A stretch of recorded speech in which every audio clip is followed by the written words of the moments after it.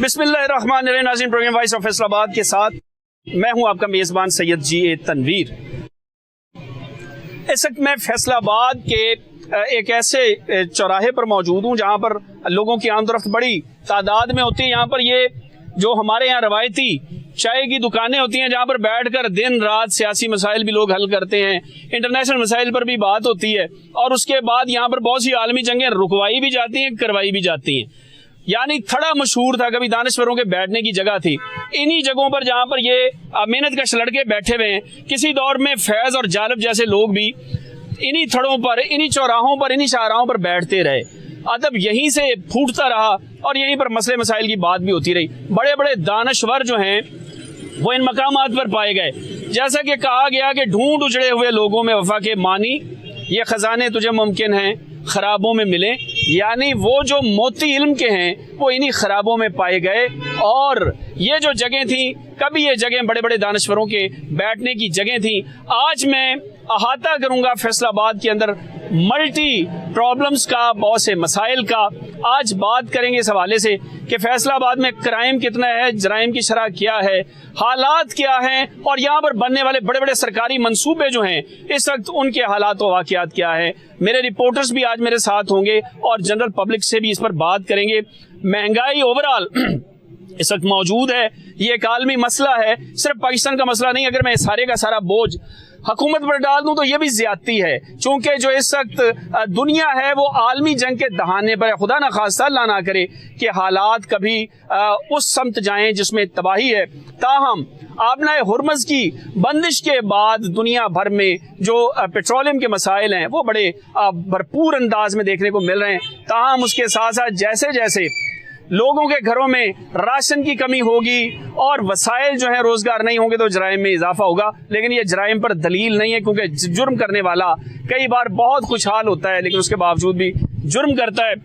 यहाँ पर मैं एक बात और मजीद करूँगा फैसलाबाद के हवाले से कि फैसलाबाद में इस वक्त जहाँ बहुत सारे मसाइल हैं वहीं पर एक मसला जो है वो ये भी है कि जो फहाशी है, उरियानी है और बदउनवानी है, उसमें बड़ी हद तक इजाफा हुआ है। यानी ये कहा जा सकता है कि गली मोहल्लों में कोहबा खाने जो हैं वहाँ पर बड़ी तादाद में लोग इकट्ठे होते हैं, जिसमें हर तबका उम्र के अफराद हैं, बच्चे भी हैं, बड़े भी हैं, बूढ़े भी हैं, जवान भी हैं, हर तरह के लोग हैं। उसके बारे में भी आज हम अपने क्राइम रिपोर्टर मियां आमिर से मालूमात लेंगे, वो हमें क्या बताते हैं इस हवाले से।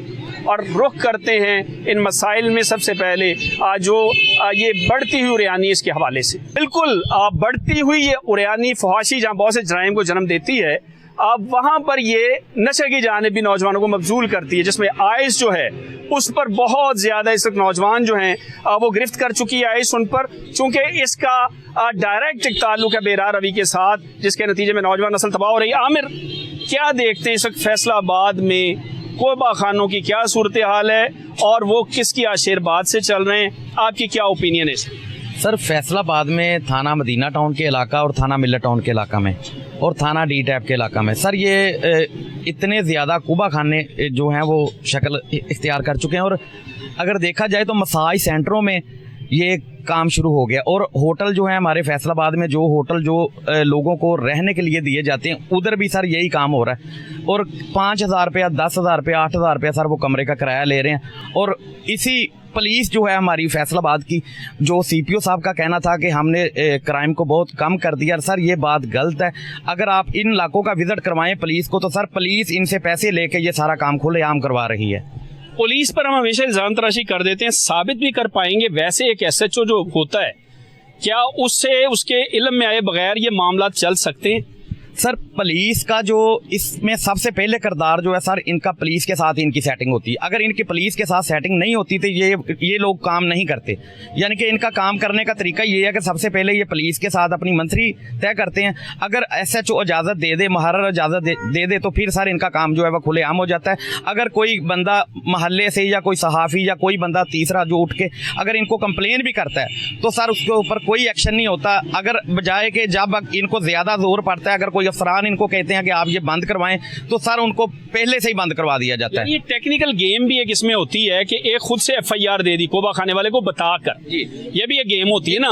यानी सर मंथली में ये चीज शामिल होती है कि अगर हमें कोई जोर आया अफसरान का तो हम आपके ऊपर एक FIR देंगे। सर उसके ऊपर क्या होता है? FIR किस दफात के तहत होती है? सर 71 AB की होती है। अच्छा, 71 AB की FIR होती है। उसकी जमानत कितनी देर में हो जाती है? अगले दिन उसकी जमानत हो जाती है। अगले दिन जमानत हो जाती है। यानी खानापुरी ये भी हो जाती है SHO की जानिब से कि जी मैंने तो FIR दे दी है, अब अदालत ने जमानत ले ली है और बंदा फिर वहीं पर होता है और शिकायत करने वाला बेचारा फंस जाता है जिसने शिकायत की होती है। सर उसका बकायदा बता दिया जाता है कि ये बंदा आपके पीछे है। सर अभी अगर हम कंप्लेन करते हैं पुलिस को, थाना मदीना टाउन को अभी कॉल कर देते हैं कि सर इधर आए, इधर ये काम हो रहा है, सर हमारा नंबर जो है वो बंदों को दे दिया जाता है जो बंदे की हम शिकायत करते हैं, और बजाय कि हमें पुलिस की कॉल आए कि आप लोग किधर हैं, ये किस जगह पे पॉइंट है, तो सर वो उस बंदे की कॉल आ जाती है कि आप सर क्या चाहते हैं, आपने हमारी पुलिस को कंप्लेन की। सर इसी बात का ये है मकसद कि अगर ये चीज फैसलाबाद में अगर बंद होती है, अगर पुलिस हमारी ठीक हो जाए तो सर सब कुछ ठीक हो जाए। पुलिस में जो कार्य खास, किसी भी थाने का जो कार्य खास होता है उसका वो जो है मैं आवाम के लिए ये बताना चाह रहा हूँ, चूंकि पब्लिक शायद इसे उस तरह से ना जानती हो, आपकी मालूमात क्या है, कार्य खास जो होता है वो क्या होता है? थाने की माँ होता है, जान होता है, क्या होता है? सर SHO जो किसी भी थाने में तैनात होता है सर, उसके 3 से 4 बंदे उसके प्राइवेट होते हैं, जिनको अगर साबित भी हम करना चाहें कि अगर ये बंदा जो है वो पुलिस को रिश्वत दे के वो प्राइवेट बंदा वसूल करता है, अगर उसके ऊपर कोई इल्जाम आता है SHO के ऊपर कि आपके इलाके में ये काम हो रहा है, फलां बंदा हमसे पैसे ले रहा है, सर उस बंदे को थाने से गायब कर दिया जाता है। फिर वो थाने में कार्य खास जो होता है उससे मतलब एक ऐसा शख्स होता है जो SHO की रिश्वत भी पकड़ता है, उसकी चट्टी भी पकड़ता है, और जब कोई मलबा पड़ता है उसे वो संभालता भी है। जो कार्य खास है इस वक्त आप समझते हैं फैसलाबाद के थानों में इस वक्त कार्य खास मौजूद है? सर बिल्कुल मौजूद है। सर किसी थाने में चले जाएं आपको प्राइवेट बंदा मिलेगा आगे से, बल्कि आपकी परेशानी को देख वो खुद आपको बुला के कहेगा कि भाई जान आप इधर आए, क्या मसला है आपका, मैं हल करवाता हूँ। सर उसके साथ डील होती है, वो SHO को में कान में जाके बताता है कि सर मेरी बात हो गई है, इस बंदे को रिलीव दे दो, सर उस बंदे को छोड़ दिया जाता है। अगर हम DIB की बात करें तो सर सारी रात वो रेड करते हैं, बंदे मंशियात फरोश जो हैं वो फैसलाबाद के डाकू जो हैं सर, उनको चोरों को पकड़ा जाता है और सर अगले दिन उनको छोड़ दिया जाता है। अगर छोड़ा भी इस शर्त पे जाता है कि हम आपसे पैसे भी लेंगे और छोटी मोटी FIR भी देंगे। सर FIR भी होती है, ये नहीं। अब सहूलत के लिए थोड़ा सा आसान अल्फाज में, ताकि आवाम को भी समझ आए ना, आप अपने इल्म के मुताबिक गुफ्तगू कर रहे हैं। एक मनशियात फरोश पकड़ा गया है जिस पर मनशियात है अब डालनी, और थानेदार को जाकर कोई बंदा कहता है कि जी आप इस बंदे को छोड़ दें, मैं कहता मैं बंदा छोड़ूंगा नहीं, चालान कर दूंगा, लेकिन उतनी मनशियात में करूंगा जिसमें इसकी जमानत हो जाए, यानी कम अज कम मनशियात डालूंगा। रेट क्या चल रहा है इसका? सर जो रेट है ये जो सर आइस का रेट है, आइस का रेट 5 से 7 लाख रुपया चल रहा है अगर कोई डीलर है तो। अगर कोई पीने वाला है उससे पकड़ी जाती है तो सर उससे 1 लाख से कम पैसे नहीं लेते, और साथ में 9B की FIR अंदराज कर देते हैं कि बंदे अगर कल को किसी अफसरान के आगे शिकायत भी करें इनकी कि पुलिस ने मुझसे पैसे लिए, तो सर ये अपना रिकॉर्ड पेश कर देते हैं कि सर हमने इसके ऊपर FIR दी है, ये बंदा गलत बोल रहा है, इस बंदे ने कोई पैसे नहीं दिए। वैसे 9B की होनी चाहिए या C की होनी चाहिए? सर जो मंशियात फरोश है उसके ऊपर तो 9C की होनी चाहिए। सर उसका भी इन लोगों ने तरीका बनाया, सर कच्ची 9C लगाते हैं जो 1400-1500 ग्राम से कम होती है, वो कच्ची 9C होती है। कच्ची 9C का मकसद होता है कि 15 दिन के अंदर आपकी जमानत हो जानी है, यहाँ से फैसलाबाद से ही हो जाती है। सर जो बंदा पैसे नहीं भरता सर उसके ऊपर पक्की 9C लगा दी जाती है, वो हाई कोर्ट से भी उसकी जमानत कैंसिल होती है, यहाँ से भी कैंसिल होती है, वो बंदा जो है वो अपनी सजा भुगतता है। लेकिन सर जो बंदा अपनी सजा भुगता है वो बंदा असल में इतना मुलव्वस नहीं होता जो असल डीलर है इनके पीछे, सर जिनको पैसे लेके छोड़ दिया जाता है। एक बंदा सर रोड पे जा रहा है, उसकी जेब से 2 चर्च के सिगरेट निकल आए, इन लोगों ने पीछे जाना है कि ये इसने खरीदी किससे है, सर जिससे खरीदी है उसको पैसे लेके छोड़ दिया जाता है, और जिससे 2 सिगरेट निकले हैं सर उसको चालान कर दिया जाता है। अच्छा, ये जो बातें आप करें सिर्फ फर्ज कर रहे हैं या साबित भी होंगी? सर ये साबित कर रहा हूँ सर मैं, यानी आपके पास सबूत भी अगर मांगे जाए तो? पास सर मेरे पास पूरे सबूत हैं। अच्छा, यहाँ पर एक बात ये है कि मनशियात एक ऐसी चीज है, एक घर में अगर एक शख्स मनशियात का आदी है तो पूरा घर मर गया है, यकीन करें कि वो पूरा घर मर गया है। यानी अगर किसी से दुश्मनी लेनी हो तो उसके किसी घर के फर्द को कत्ल मत करें, उसे नशे पर लगा दें, फिर सारा खानदान मरेगा, बार बार मरेगा, और वो जो नशई है वो आपको रोड से मिलेगा। और जब हम बड़े बड़े सरकारी अफसरों से सुनेंगे तो कहेंगे जी बस जी हमने मनशियात के खिलाफ धक्का लगा दिया, 100 FIR दे दी हैं, 500 FIR दे दी हैं। लेकिन जो बात अभी हमारे क्राइम रिपोर्टर बता रहे हैं कि 9B की FIR, वो भी कम मिकदार में। ये एक टेक्निकल नुक्ता है। बंदा पकड़ा गया, मनशियात पकड़ी गई, अब उससे मिली है 2 किलो, लेकिन हमने उस पर डालनी 1000 ग्राम, 1100 ग्राम, और उसके अंदर भी लकूना रखना है ताकि कल को उस बंदे की जमानत हो जाए और वो मनशियात फरोश वहीं पर आपको फिर चलता फिरता दिखेगा। यानी 5-7 लाख रुपया वो मुतलका लोगों को दे देगा और फिर उसी सड़क पर होगा, उसी जगह पर जाकर कारोबार करेगा, और जिसने शिकायत की होगी उसे वो घूरी भी डालेगा।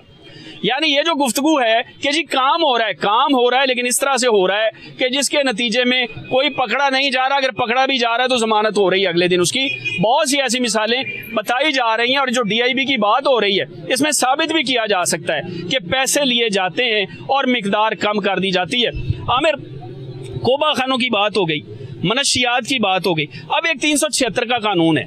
ये जो कानून है इसका गलत इस्तेमाल कैसे हो रहा है, कोबा खाना 376 में कैसे इन्वॉल्व होता है, और जब एक आम आदमी पर कोई खातून जाकर बयान दे देती है कि जी ये मेरी इज्जत को पाड़ गया है, तो उस बंदे की इज्जत का कैसे जनाजा निकालती है पुलिस?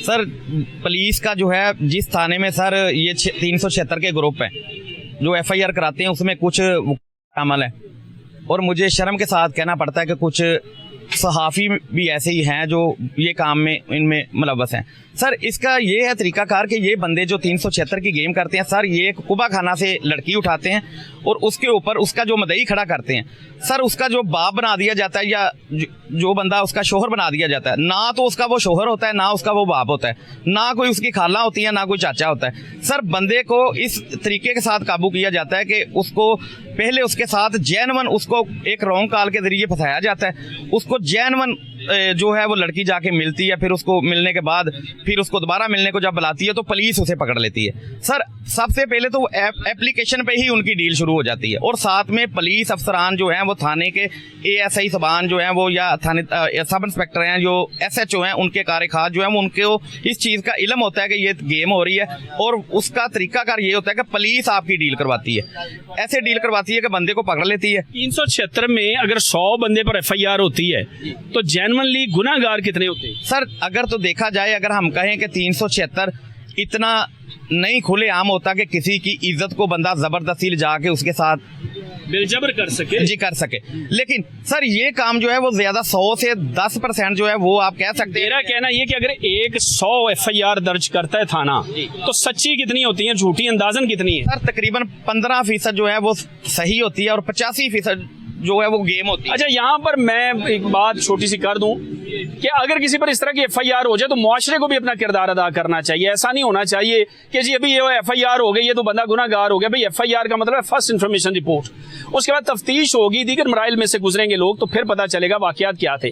376 का जो गलत इस्तेमाल है इसके बायस अब क्या हुआ कि जो हकदार था, जिसका हक तलब किया गया, जिसके साथ ज्यादती जेन्युइन हुई, जिसके साथ जेन्युइनली ये जुर्म हुआ, वो भी बेचारा इसी चक्कर में आ गया कि जी ये भी झूठ ही होगा। जैसे आपको शाहराहों पर, ट्रैफिक के इशारों पर मांगने वाले मिलते हैं, ये सब प्रोफेशनल हैं।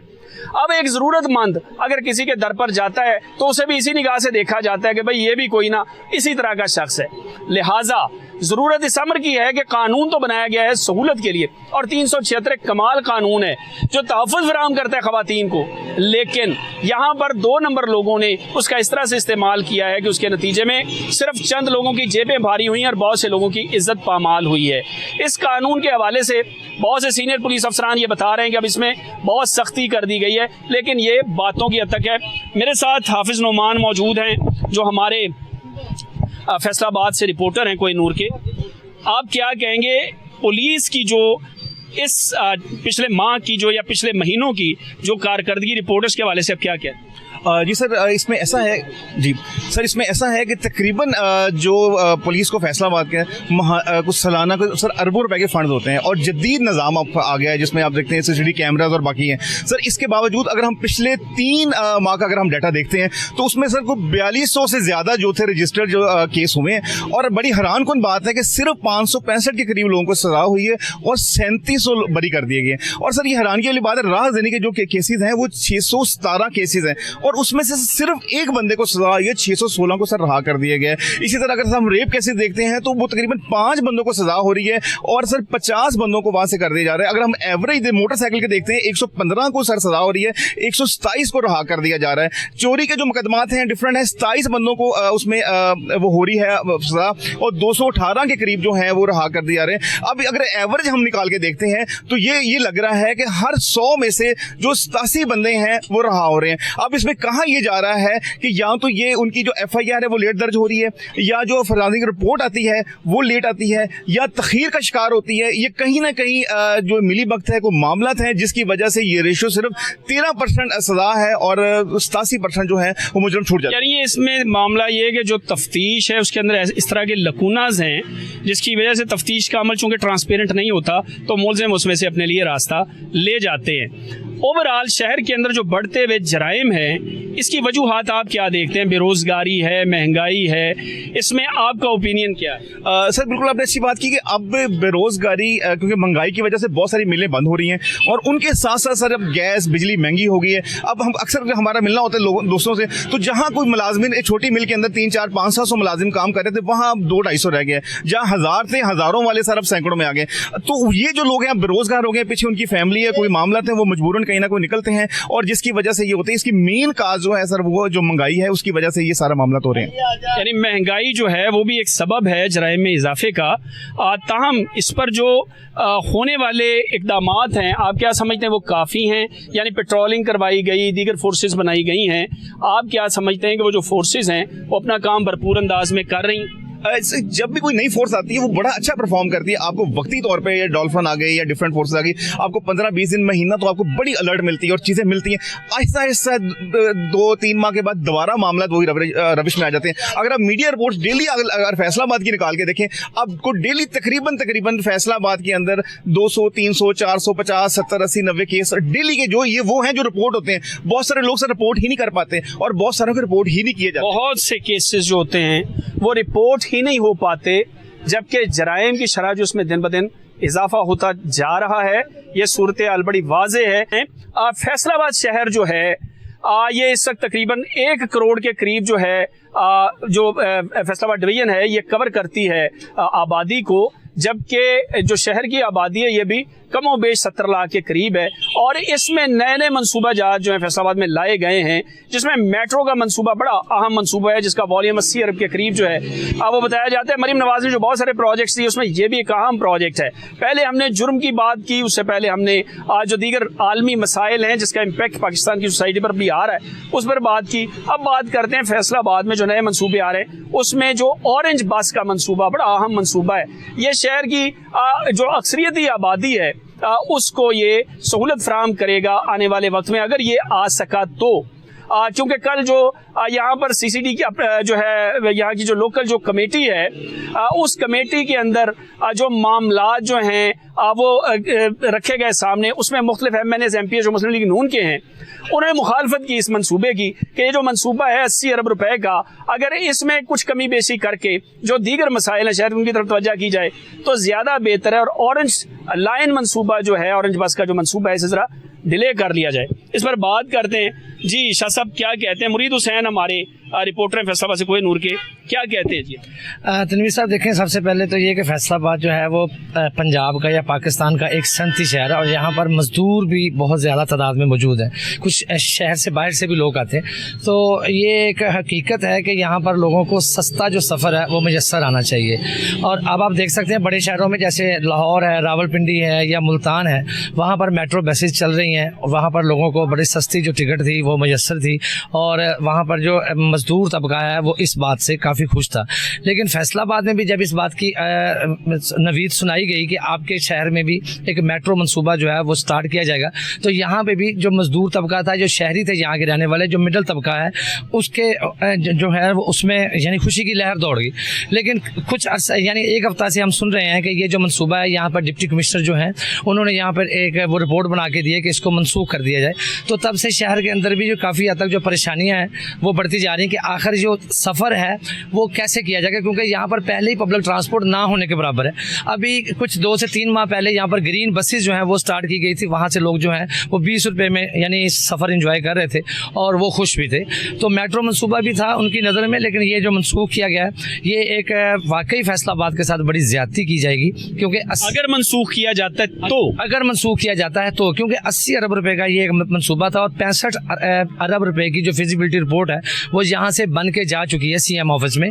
तो देखें यहाँ पर तो जो ऑरेंज लाइन, जो ऑरेंज ट्रेन है उसको भी स्टार्ट किया जाना चाहिए, बजाय इसके कि मेट्रो मनसूबे को ख़त्म कर दिया जाए, क्योंकि यहाँ पर पब्लिक ट्रांसपोर्ट ना होने के बराबर है। चिंची रक्शे हैं, उनके ऊपर वैसे भी ज़्यादा जो है वो पेट्रोल की महंगाई, और अब तो LPG है जो उसमें भी काफ़ी हद तक उसकी जो अपना कीमतें हैं वो आसमान से बातें कर रही, तो वो भी इस वक्त अफोर्डेबिलिटी में नहीं आ रहा। तो मेरे ख्याल में आप देख सकते हैं कि यहाँ पर शहरियों से अब जब बात करेंगे, हमने भी जब शहरियों से बात की तो उनका यही कहना था कि इस मनसूबे को हर मुमकिन तौर पर पाया तकमील तक पहुँचना चाहिए, ताकि शहरियों को दीगर शहरों की निस्बत, जो बड़े शहर हैं उनकी निस्बत इनको भी जो सफ़र है उसकी सहूलियात मुयस्सर आनी चाहिए।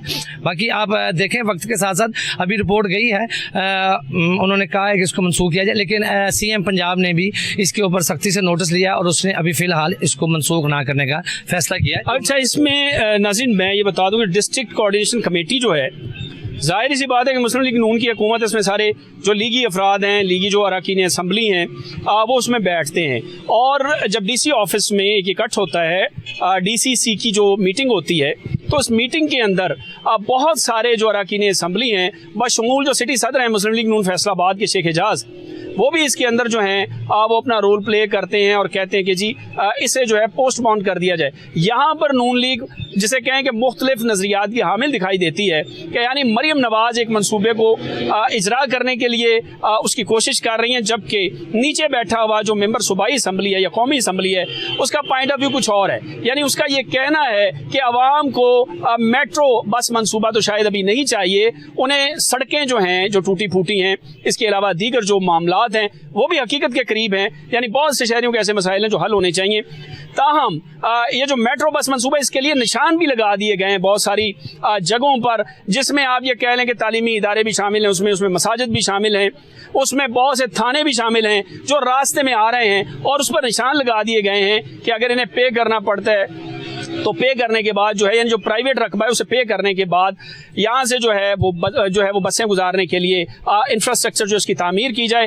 ताहम यहाँ पर मुस्लिम लीग नून जो है वो मुख्तलिफ धड़ों में तकसीम दिखाई देती है, यानी लाहौर से जो अहकामात जारी हो रहे हैं या जो पॉलिसी बन रही है उससे नीचे बैठा हुआ लीगी जो मेंबर सूबाई असम्बली है या मेंबर कौमी असम्बली है वो इतफाक नहीं कर रहा है, उसके नज़दीक मसाइल और हैं। ताहम DCC की कमेटी में डिप्टी कमिश्नर और नून लीग के जो यहाँ के ओहदेदारान और अरकान सूबाई कौमी असम्बली उनके दरमियान होने वाली झड़प जो है वो भी मीडिया में गर्दिश करती रही है, जिसकी बुनियादी वजह यह है कि जो DC फैसलाबाद है नदीम नासिर, उनका ये कहना है कि उनके पास कुछ ऐसे शवाहिद हैं जिसके नतीजे में शायद आने वाले वक्त में ये जो मनसूबा है ये ताख़ीर का शिकार हो जाए, जिस पर बाकी अफराद ने भी उनकी इस हवाले से बात की है कि जनाब यहाँ पर मसाइल और हैं, जबकि हमें मेट्रो बस मनसूबा पर एक खतीर रकम जो खर्च की जा रही है। ताम अब देखते हैं कि आने वाले वक्त में होता क्या है। अच्छा, सबमिट करते हैं इसे, इसकी समरी दें आप मुझे कि एक तो मेट्रो बस मनसूबा है, उसके अलावा पीने का पानी और दीगर बहुत सारे मसाइल फैसलाबाद में हैं। वासा का आप उसमें किरदार क्या देखते हैं?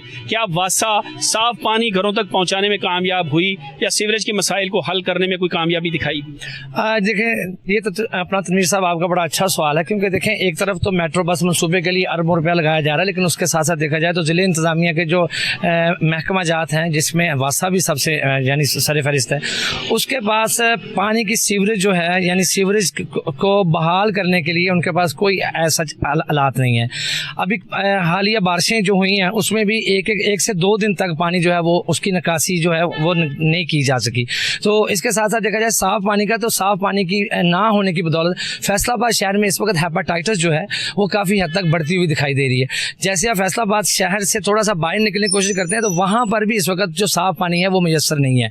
तो फैसलाबाद शहर के अंदरूनी जो ख़ास अंदरूनी जो इलाका जात है वहाँ पर तो बिल्कुल भी पानी नहीं है। सुबह शाम पानी आता है 2-3 घंटे, लेकिन उसमें भी अगर देखा जाए हाजियाबाद है, जमीलाबाद है या मिल्लत टाउन है या ग्रीन टाउन हमारा एरिया है, उनका तरफ जाके देखें तो 2 से 3 दिन बाद जाके पानी उनको 2 से 3 दिन बाद पानी आता तो राव साहब आ गया। ये एक जुमले में बताइए, क्या FDA की कॉलोनी में प्लॉट लेना चाहिए? सर जो एफडीए की अपनी कॉलोनी है वहां तो ले लिया जाए। कैसे ले लिया जाए? एफडीए की जितनी कॉलोनीज हैं वहां पर आप काम देखते हैं, यानी अगर मैं सिर्फ एक कॉलोनी को लूं, मिल्लत टाउन को, तो आप मुझे बताइए कि अब वहां की गलियां गुजरने के काबिल हैं क्या? वहां पर जो अभी तक है पिछले 10, 12, 15 साल में सड़कें बनाई गई हैं दोबारा से? आप क्या कहते हैं इसमें? लगी लिपटी छोड़कर जरा मुझे क्लियर पिक्चर दें। फैसलाबाद डेवलपमेंट अथॉरिटी का जो ट्रांजेक्ट करने का तरीका है, ट्रांसफर करने का जो तरीका है प्रॉपर्टी को, क्या वो बिल्कुल आप समझते हैं काबिल अमल है? सर बड़ा अच्छा पॉइंट उठाया। ये फैसलाबाद शहरियों की आवाज़ भी है। ये पिछले को 8-10 साल के अंदर ये जो एफडीए के अंदर जो कॉलोनियाँ हैं वो बड़ी पेनफुल हो गई हैं और उनको मसले ये आ रहे हैं कि फीसें उनकी कोई 2-2, 3-3, 400 गुना बढ़ गई हैं, फीसें बढ़ी हैं, आवाम पे कर रही है। पर उसके साथ साथ एक मसला ये आ रहा है कि वहाँ पर कोई भी डेवलपमेंट नहीं की जा रही। अगर वहाँ पर जाके उनके जो मुतल्लिका महकमों से उनके हेड से बात की जाती है तो वो ये कहते हैं जी हमारे अंदर ही नहीं आती। अगर ये कोई एमएनए एमपीए या कोई सूबाई हुकूमत बना दे, जैसे आपने बिल्कुल बड़ी अच्छी निशानदेही की कि फैसलाबाद के अंदर गुलिस्तान कॉलोनी देखते हैं, उसके साथ साथ मिल्लत टाउन जो बड़ा पुराना है और बहुत बड़ा इलाका है, वहाँ कोई 25-30 हज़ार की आबादी है, उसके अराउंड सारी ही सड़कें टूटी। कोई एक सड़क आपको मिल्लत टाउन के अंदर नहीं मिलेगी। और वो अवाम ने बहुत दफ़ा एहतजाज भी किया, अवाम वहाँ तक पहुँचे और हर दफ़ा ही उनको नाकामी हुई। और इसके साथ साथ ना सिर्फ वहाँ ये एफडी के मसाइल आ रहे हैं, वहाँ पे सीवरेज के बहुत सारे मसाइल आ रहे हैं। उसकी कुछ 30-40% सड़कें अगर हम देखते हैं तो वो पानी के अंदर डूबी हुई हैं। और मुतल्लिका एग्जैक्ट वही बात है, मुतल्लिका महकमे को कंप्लेन की जाती है, उस कंप्लेन के बाद भी कोई सुनवाई भी नहीं होती। अब ये क्या हम लवारस हैं? ये लोग कौन है? टैक्सेस ये भर रहे हैं, सबसे ज्यादा टैक्सेस ऐसे दे रहे हैं जैसे कोई ये डिफेंस अथॉरिटी की टैक्सेस है। पिछले दिनों में कुछ 280 के करीब जो प्लॉट्स थे उनकी बात की गई कि जी शहरियों को वो किस्तों पर दिए जाएंगे, लेकिन उसके बाद फिर वो लॉलीपॉप जो था वो भी गिरा दिया गया। यानी शहरी तैयार थे कि शायद एफडीए ने कोई रिलीफ देगा, लेकिन एफडीए की कॉलोनी वो मस्जिद का मीनार है जो कभी भी मुकम्मल नहीं होता, हमेशा ही ज़ेरे तामीर रहता है। और यहाँ पर भी यही हालात बने हुए हैं कि एफडीए वालों के तो अलबत्ता अकाउंट्स की अगर किसी दौर में वेरिफिकेशन हुई तो पता चल जाएगा कि कितना माल किसने कमाया। साइकिल पर आने वाले प्राडो और क्रूजर पर किस तरह से आ गए, इस पर भी कभी अगर छानबीन हुई तो बहुत सी चीज़ें सामने आएंगी। जैसा कि मैं यहाँ पर जिक्र करता चलूँ, वासा के अंदर इस वक्त एक सिक्योरिटी कंपनी है जिसका नाम कोबरा है। और ये भी हैरत की बात है कि कोबरा कैसे हिफाजत करता है भाई। इस नाम की जो कंपनी है मुबैना तौर पर उसने करोड़ों रुपए की करप्शन का बाजार गर्म कर रखा है, जिसमें तकरीबन वासा के तमाम एहलकारान अपने हाथ रंग रहे हैं। और इसके हवाले से अगर कंप्लेंट्स भी दी जाती हैं तो कंप्लेंट्स को उठाने वाले भी वही अफराद और वही साहिबान हैं जिन्होंने ये करप्शन कर रखी है। यानी अगर कोई इंक्वायरी लगती है तो उसमें वासा का वही अफसर साथ में बिठा दिया जाता है जो इस करप्शन में शामिल होता है। लेकिन अगर ट्रांसपेरेंट तरीके से चीज़ों को देखा जाए तो जैसा कि आज हम महकमों का जिसे कहें तायराना उसका जायजा ले रहे हैं, तो उसमें एफडीए के साथ साथ वासा के अंदर होने वाली करप्शन जो हैं उस पर भी अगर तवज्जो की जाए तो उनका वॉल्यूम भी बहुत बड़ा होगा। लाहौर में भी ये वाकया पहले हो चुका है वासा के हवाले से, जिसमें करोड़ों रुपए की करप्शन की गई और यहाँ पर भी करप्शन का बाजार गर्म है, जिस पर हुकूमत वक्त को तवज्जो करने की ज़रूरत है। अब यहाँ से चलते हैं हम म्यूनसिपल कॉरपोरेशन की तरफ। ज़िया हमारे बीट रिपोर्टर हैं। ज़िया, क्या कहेंगे, कॉरपोरेशन के अंदर कितनी करप्शन हो रही है? सर कॉरपोरेशन में करप्शन बहुत ज़्यादा हो रही है, लेकिन पकड़ने वाला कोई नहीं है उसे।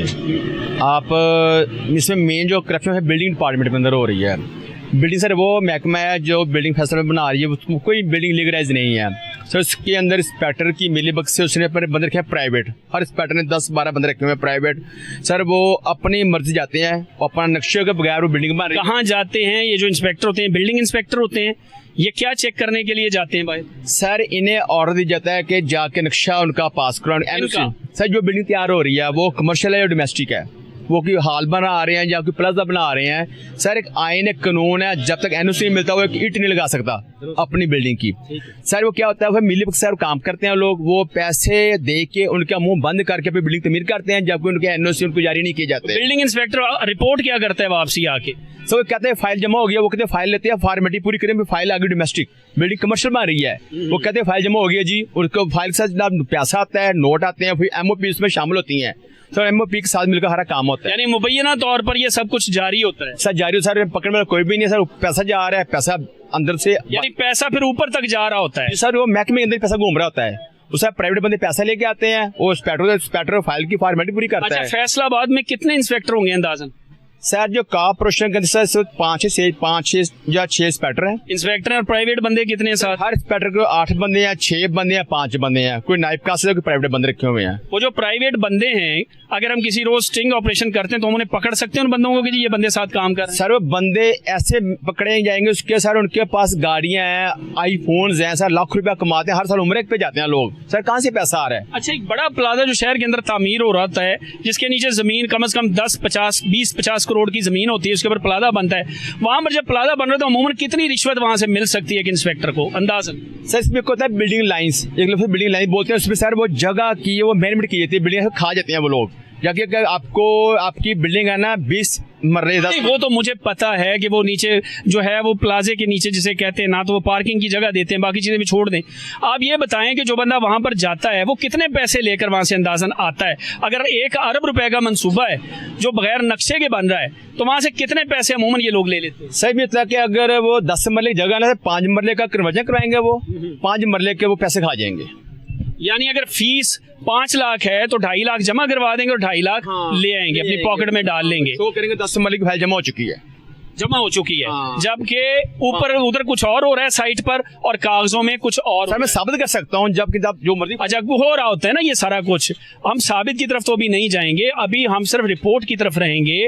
आपके पास जो मालूमात हैं, वो मालूमात जो साबित शुदा भी हों, तो ये इसमें नाज़रीन ये तो इस तरह की करप्शन है कि प्लाजे पर तो आप कपड़ा नहीं डाल सकते ना।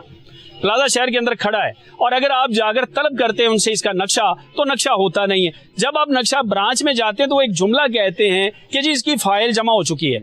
ये फाइल ट्रक की वो लाल बत्ती है जो हमेशा ही चलती रहती है, जो किसी मंजिल पे नहीं पहुंचती। और अगर कोई सीनियर भी पूछता है तो कहते हैं जी फाइल जमा हो चुकी है। अब फाइल 10-10 साल तक जमा रहती है और वो जो फाइल होती है वो चूंकि जमा रहती है तो जो इंस्पेक्टर साहब हैं उनकी जेब में पैसे आते रहते हैं और उन्हें पता होता है कि शहर के अंदर ये 15-20 प्लाजे गैर कानूनी है।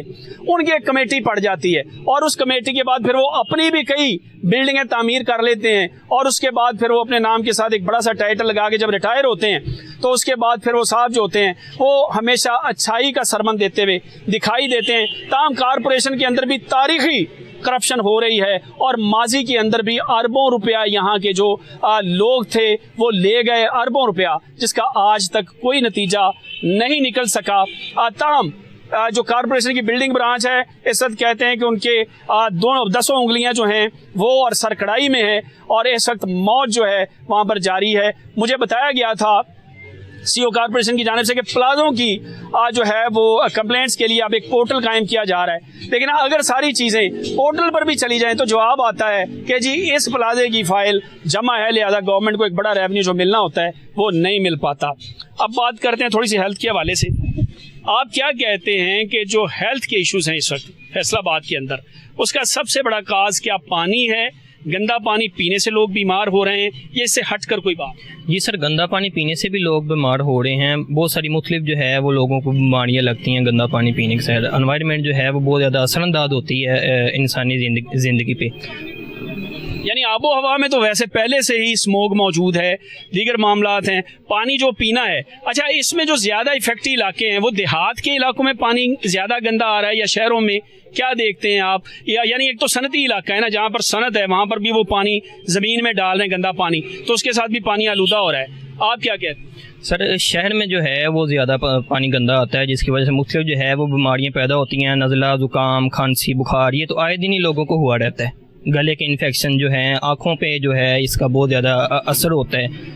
एलर्जी के जो हैं वो भी मसाइल बहुत ज़्यादा बढ़ते हैं लोगों में। जिस्म पे एलर्जी हो जाती है, फंगस इन्फेक्शन जिसे बोलते हैं, वो भी हो रहा है लोगों को। बहुत सारी जो है वो बीमारियाँ गंदे पानी के साथ जन्म लेती हैं। बहुत ज़्यादा लोग जो है गंदे पानी के साथ भी बहुत से अमराज जन्म लेते हैं। यानी अब वो कहते हैं कि कहाँ तक सुनोगे, कहाँ तक सुनाऊं, हजारों ही शिकवे हैं, क्या क्या बताऊं। सूरत हाल ये है कि बहुत दफ़ा कहा गया कि सनती यूनिट शहर से बाहर चले जाएंगे, कब चले जाएंगे किसी को नहीं पता। यानी अगर आप सरगोदा रोड पर चले जाएं, आप जड़ावाला रोड पर चले जाएं, तो आपको वहाँ पर तरस आता है लोगों पर। इतनी बड़ी मिकदार में धुआं उठता है और वो धुआं हवाओं में मौलक होकर सांसों के जरिए अंदर जाता है, जबकि महकमा माहौलियात कह रहा होता है सब अच्छा है जी, सब अच्छा है। यानी सुबह को साहब आते हैं, मिल मालिक से मिलते हैं महकमा माहौलियात के कोई अफसर, वो घर चले जाते हैं और उसके बाद पानी जो है नालों में डाल दिया जाता है, और ये जो फुजला होता है इन फैक्ट्रियों का, मिलों का, वो इतना शदीद किस्म का जहर है जो ज़ेरे ज़मीन पानी के स्टॉक को आलूदा कर देता है। और उसके बाद अगर कोई शहरी उस पानी से नहाता है तो उसके जिस्म पर जो है वो फंगस भी होती है, बाल भी झड़ते हैं और उसकी सेहत भी मुतासर होती है। ताहम अगर हुकूमत तवज्जो करे तो ये मामलात भी हल हो सकते हैं। आज के प्रोग्राम में हमने बहुत से मौज़ूआत का इहाता किया, फैसलाबाद के बहुत से मामलात आपके सामने रखे, जिसमें लॉ एंड ऑर्डर है, क्राइम के मौजूदा अदाद शुमार हैं, इसके अलावा महंगाई के नतीजे में होने वाले मामलात और वाक़यात हैं, लोगों की अखलाकी जो बेरारवी के लिए बनाए गए यहाँ पर कोबा खाने जिन्हें मसाज सेंटर का नाम दे दिया गया है, उसके अलावा वासा और FDA के मुतल्लिका भी हमने आपके साथ सरसरी गुफ्तगू की। आज तक के लिए इतना ही। आइंदा नए प्रोग्राम के साथ फैसलाबाद के मसाइल को लेकर आपकी खिदमत में फिर से हाजिर होंगे। तब तक के लिए अपने मेज़बान को इजाज़त दीजिए। अल्लाह हाफिज़।